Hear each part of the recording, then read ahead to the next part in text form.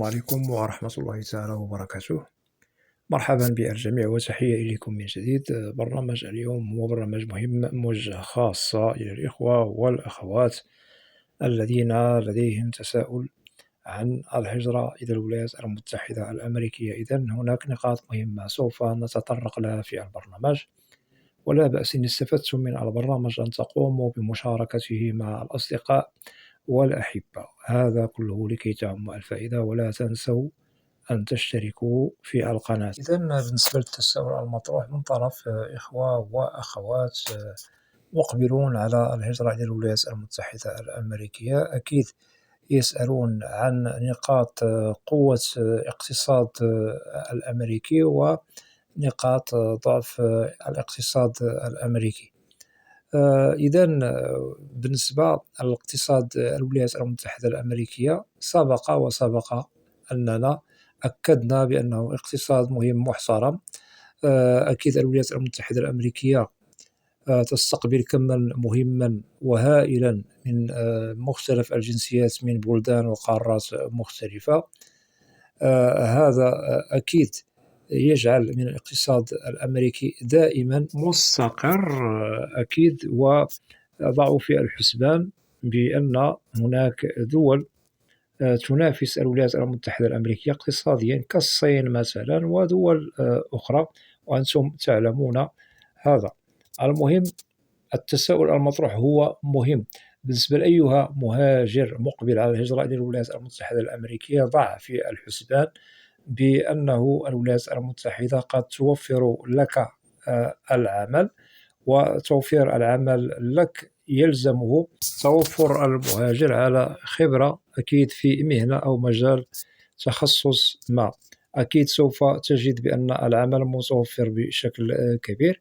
ممكن أنه سوف تحسن من وضعك من الحسن إلى الأحسن.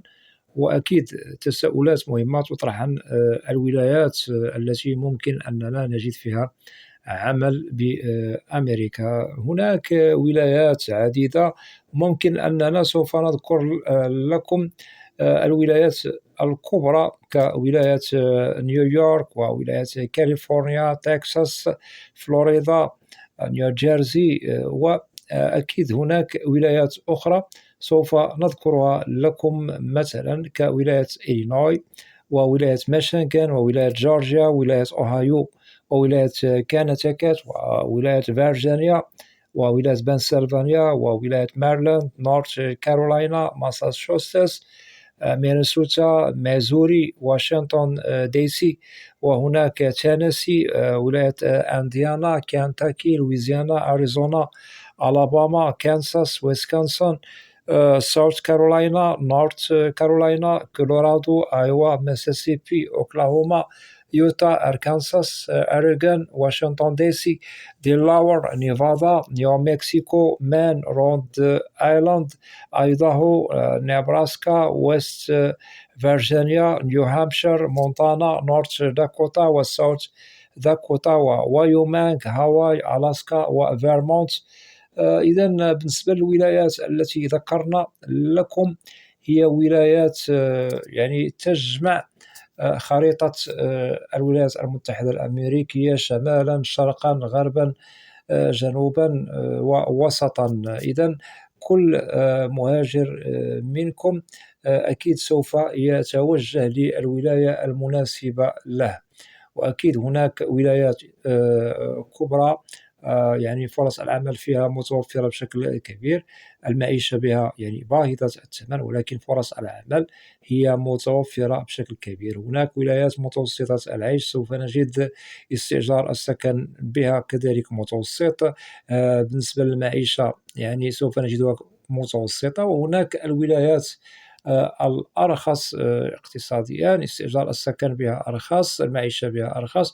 هذا كله يجمع ويشمل الولايات التي ذكرنا. وإذا أردتم أن تستفيدوا أكثر وأكثر، سبق لي أنني وضحت في برامج عبر القناة حلقات عن كل ولاية باسمها، كل ولاية بالولايات المتحدة الأمريكية. قمت بتوضيح لكل ما هو يخص الولاية، اقتصادها، يعني فرص العمل المتوفرة، المعيشة بها، السكن إلى غير ذلك. قوموا بالعودة إلى هذه البرامج عبر القناة. هناك حلقات كل ولاية أكيد قمت بتنزيل برنامج خاص بها. مثلا كاليفورنيا قمت بتفصيل وشرح مفصل عن اقتصادها، فرص العمل، السكن إلى غير ذلك، والمعيشة إلى غير ذلك.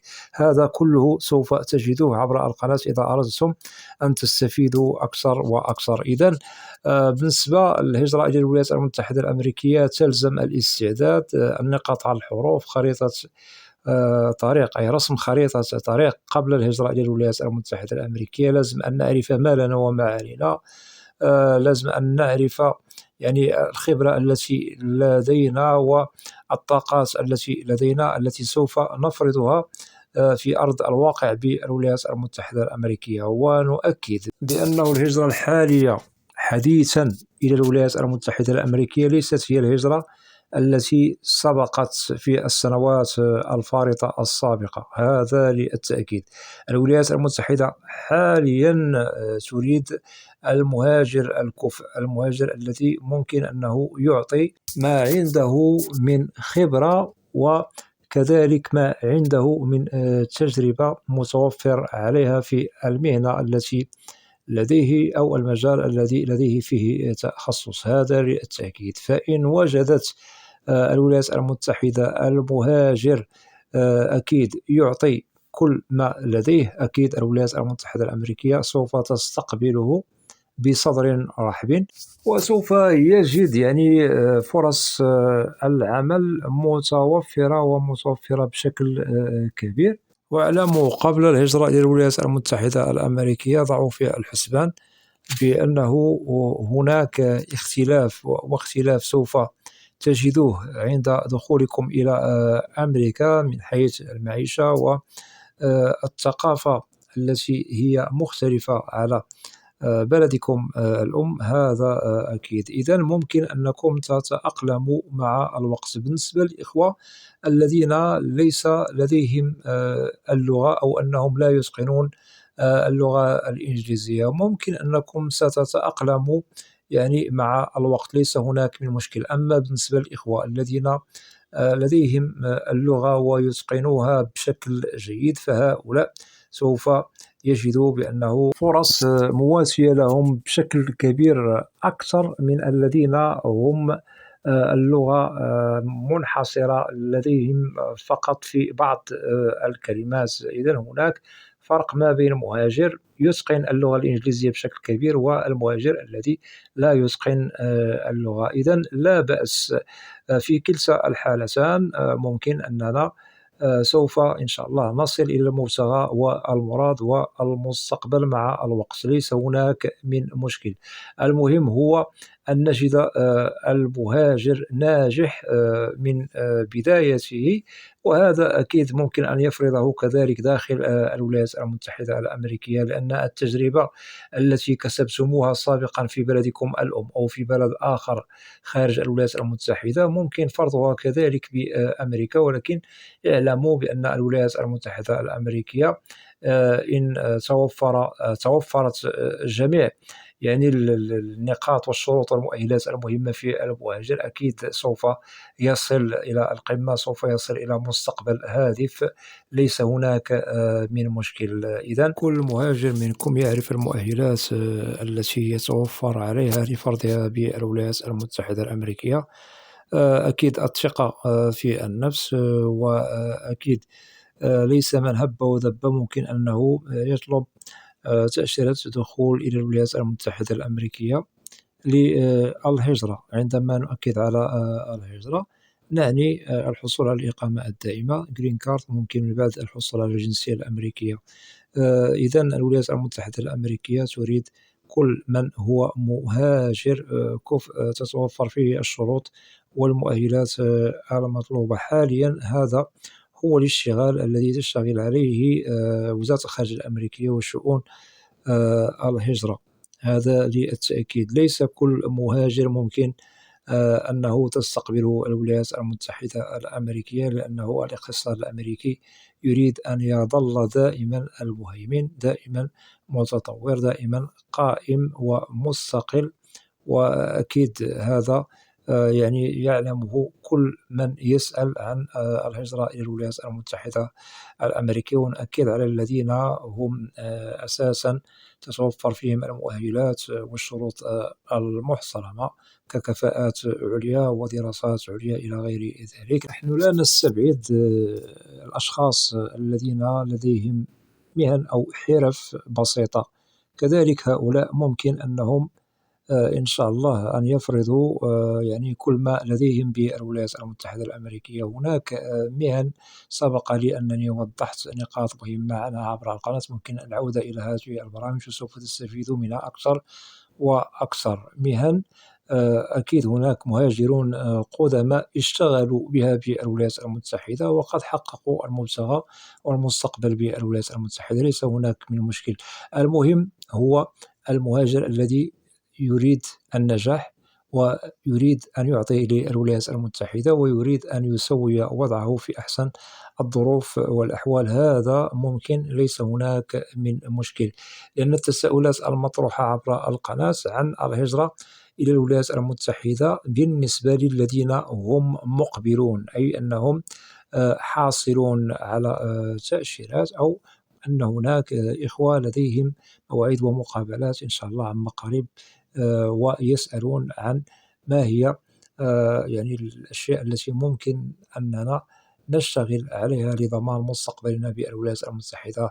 أكيد أنا أجبتكم بالمختصر المفيد على نقاط مختصرة، وهناك برامج أخرى عبر القناة وضحنا فيها كل ما هو مطروح من طرفكم. ممكن العودة إلى هذه البرامج وسوف إن شاء الله تستفيدوا أكثر وأكثر، لأن هناك إخوة يسألون عن الولاية المناسبة لنا، يسألون عن الولاية التي بها فرص عمل كثيرة، يسألون عن المعيشة، يسألون عن استئجار سكن. كل هذا أنا وضحته عبر القناة. وضحنا كل ما يطرح من طرف الإخوة والأخوات الذين يريدون الهجرة إلى الولايات المتحدة الأمريكية عبر القناة، عن الحياة العامة بالولايات المتحدة الأمريكية، وعن كيفية أننا ننجح عند هجرتنا إلى الولايات المتحدة الأمريكية. هذا للتأكيد. إذن دائما نؤكد على نقطة مهمة: قبل أن الهجرة إلى الولايات المتحدة الأمريكية أو أيها بلد كيفما كان،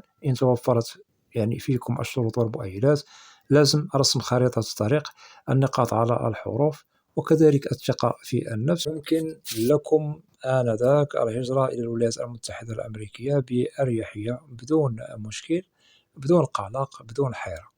هذا للتأكيد. إذن رسالتي إلى كل من هم مقبلون على الهجرة إلى الولايات المتحدة الأمريكية لأجل النجاح بأمريكا: نصيحة: دعوا القلق جانبا والحيرة جانبا والخوف، وأكيد لا تخافوا من المستقبل المقبل بالولايات المتحدة الأمريكية. خير إن شاء الله سوف تجدوه بالولايات المتحدة الأمريكية.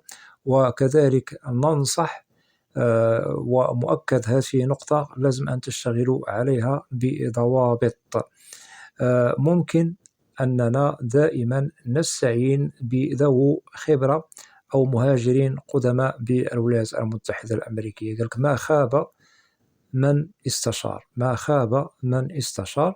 وأخذ المعلومة من مهاجر، سواء من جنسيتكم أي ابن بلدكم مقيم بأمريكا أو من جنسية أخرى، هذا ليس بالمشكل، وهذا سوف يسير بكم إلى الأمام. ليس هناك من مشكل، لأنه التواضع ضروري ومطلوب. أما في حالة أننا نتكبر على خلق الله، فاعلموا بأنه هذا لن يسير بكم إلى بر الأمان، ولن تصلوا إلى المستقبل وإلى القمة بالولايات المتحدة الأمريكية. هذا كرسالة وكنصيحة، وهذا عن تجربة. تواضعوا، ومن تواضع لله رفعه.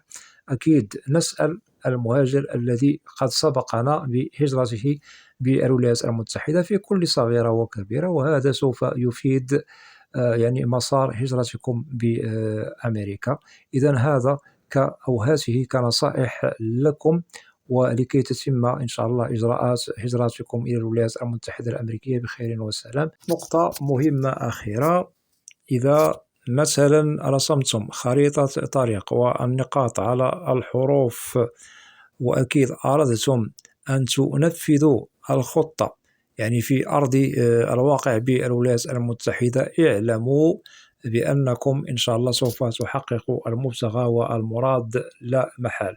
أما في حالة أنكم لم ترسموا خريطة الطريق والنقاط على الحروف قبل الهجرة إلى الولايات المتحدة الأمريكية، وضيعتم وقتكم بالهجرة إلى الولايات المتحدة الأمريكية على أرض الواقع، فهنا نؤكد لن تحصلوا على مستقبلكم بأمريكا ولن تصلوا إلى القمة. إذن لديكم الاختيار الأول وضحته لكم لكي تصلوا إلى القمة، وهناك الاختيار الثاني في حالة أنك مهاجر، ليس مهاجر إيجابي بل أنك مهاجر سلبي، أي ممكن أنك تختار الاختيار الثاني. وننصح المهاجرون عامة لكي لا تضيعوا وقتكم عند هجرتكم إلى الولايات المتحدة الأمريكية، اشتغلوا وافرضوا ذاتكم، وإن شاء الله نضمن لكم الحصول على مستقبلكم كما حصل عليه المهاجرين القدماء بالولايات المتحدة الأمريكية. وهذا للتأكيد متمنيا للجميع التوفيق. وفي حالة أنه لديكم أسئلة تتعلق ببرنامج اليوم، فلا بأس أن تقوموا بوضع تعاليق كأسئلة عبر القناة، وسوف تجدوا الإجابة عبر البرنامج المعروف في القناة، برنامج أسئلة وأجوبة، لأنني لا أستثني منكم أحدا. وأود أن أشكر جزيل الشكر كل الإخوة والأخوات الذين يقومون بوضع تعاليق محترمة. مرحبا بكم جميعا بأسمائكم. وأتمنى من الإخوة والأخوات الذين لا زالوا لم يشتركوا في القناة، أدعوكم للاشتراك في القناة وتفعيل زر الجرس ليصل إليكم كل جديد. ولا تنسوا أن تدعمونا دائما بلايك لكي ينتشر الفيديو والبرنامج على نطاق واسع ولكي تعم المعلومة. وبالنسبة للقناة محتواها كامل وشامل عن الهجرة والمهاجر إلى الولايات المتحدة الأمريكية بشكل عام وكتعريف. وإلى لقاء قريب بإذن الله، والسلام عليكم ورحمة الله تعالى وبركاته.